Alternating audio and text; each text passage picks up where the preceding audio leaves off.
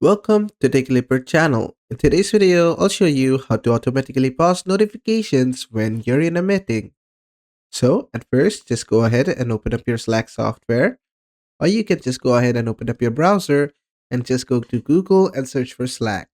I have done the second one, and now I'll just go to slack.com. And after it loads, I'll make sure to sign in. And after that, under my workspaces, I'll see all my workspace listed. You just have to open any one. Just click on launch. After that, it will launch the workspace. Just give it some time. And after that, just click on use Slack in your browser and just give it some time. The workspace will load up. And after that, at the bottom left hand side, you'll see your profile. Now you can just click on this.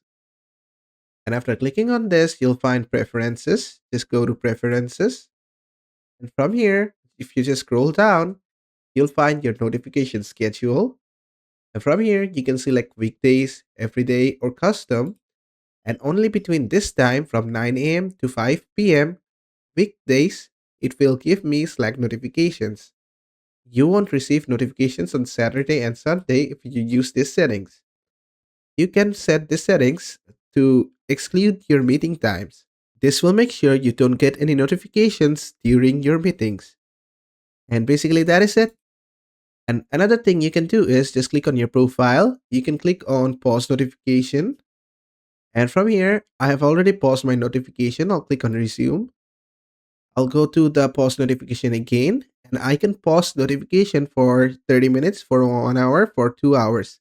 If I'm in a meeting and I want to manually do it, this is the way. And basically, that is how to pause notification during meeting.